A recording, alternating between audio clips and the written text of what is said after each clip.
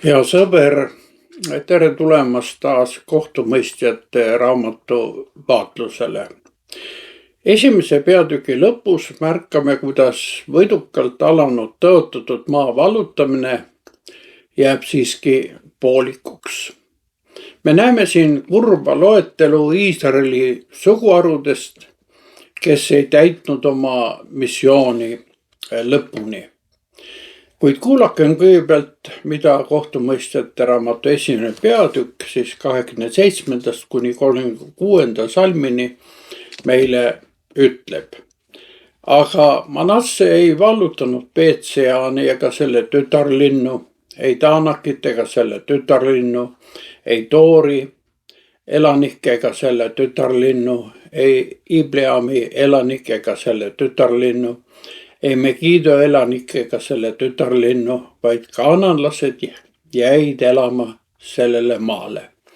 Aga kui Iisrael sai tugevamaks, siis nad panid kaananlastele peale töökohustuse ega ajanud neid hoopiski mitte ära. Efraim ei jaganud ära kaananlasi, kes elasid Geeseris, vaid kaananlased Geeseris jäid elama tema keskele. Seebulon ei ajanud ära Kitroni elanikke ega Nahaloli elanikke, vaid kaananlased elasid tema keskel ja said töökohustuslikeks. Aaser ei ajanud ära Akko elanikke ega Siidoni, Ahlabi, Aksibi, Helba, Afiki ja Rehobi elanikke.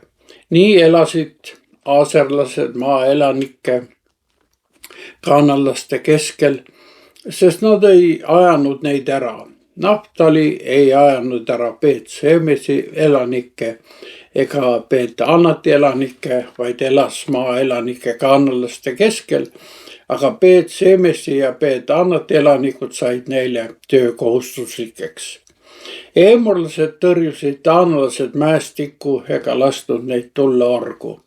Ja eemorlased jäid elama Har-Heresisse, Aialoni ja Saalbimi, aga Joosepi soo käsi osutus neile rängaks ja nad said töökohustuslikeks. Ja eemorlaste maa-ala piir kulges Skorpionide tõusuteest Seelasse ja kõrgemale. See on siis nii, nagu piibel sellest räägib, kuidas erinevad suguharud oma tõotatud ala kas saavutasid või ei saavutanud. Iisraelile oli antud terve Kaanani maa, kuid me lugesime siiski kurba refrääni. Ei vallutanud, ei jäänud ära, ei vallutanud, elasid nende keskel. Kõigepealt on juttu Manasse hõimust. See hõim jättis vallutamata terve linnade vööndi ja ei võtnud talle antud piirkonda täielikult oma valdusse. Kaananlaste vaimne mõjusfäär valitses siin edasi. Tõsi, kaananlastest said küll orjad ja nende võim oli osaliselt murtud. Suutsid nad end siiski säilitada ja kehtestada. Me näeme siin esimest ohtlikku kompromissi. Me oleme maailma küll võitnud, kuid laseme sellel siiski oma elule jätkuvalt tugevat mõju avaldada. Me hakkame nii-öelda vaenlastega läbi rääkima ja nad elavad meie elus edasi. Sellepärast manitseb Peetrus esimese kirjas 2. peatükis 11. salmis.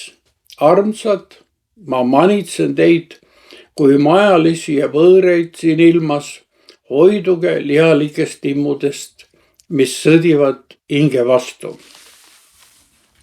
Manasse teeb kompromisse, aga me näeme veel teisigi astmeid sellel allakäigutrepil. Ka Efraim ja Seebulon lasevad oma vaenlastel endi keskel elada. Nad lihtsalt sallivad neid. Nad ei saanud aru, et selline sallivus on Jumala au teotamine.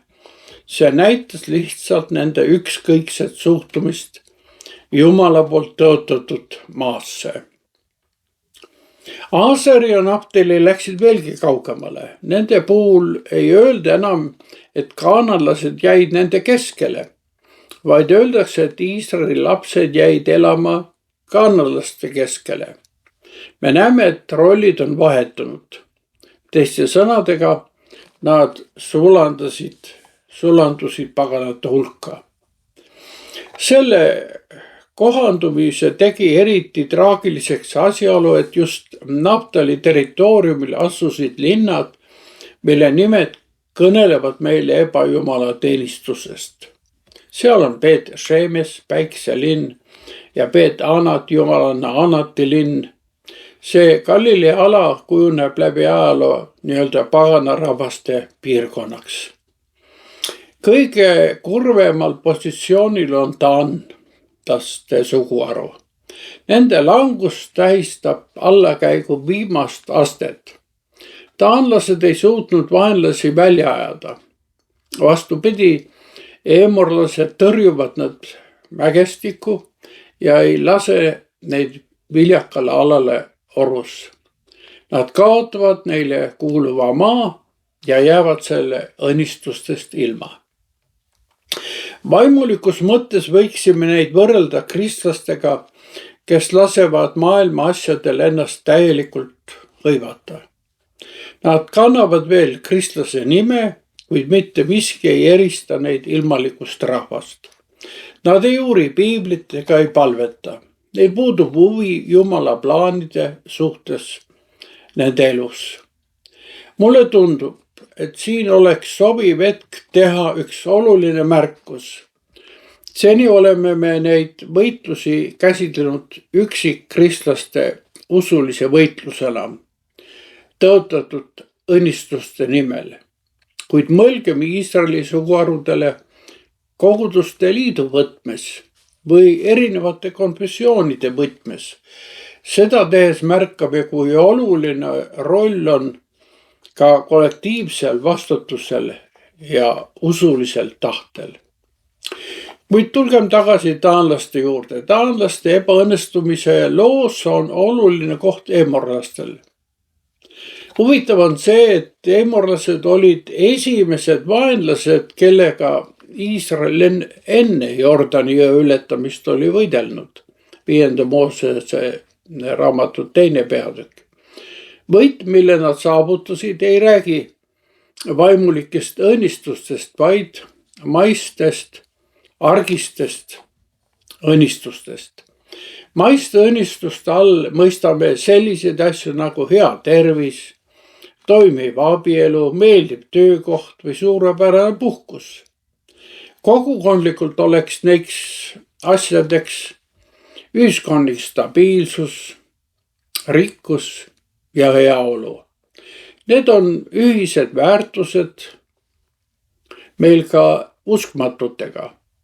Erinevus on vaid selles, et kristlane võtab neid vastu nagu Jumala andi ja tänab nende eest. Maailm meie ümber võtab neid väärtusi nagu iseenda saavutusi või siis kaotusi. Ohtlikuks muutub olukord siis, kui kristlane hakkab neid õnnistusi iseenesest mõistetavaks pidama. Just siis hakatakse meid meie pärandist välja tõrjuma. Me teeme kõik, et olla terved, aga unustame, et meie elu on Jumala käes. Me panustame kogu energia oma töösse või puhkuse planeerimisse.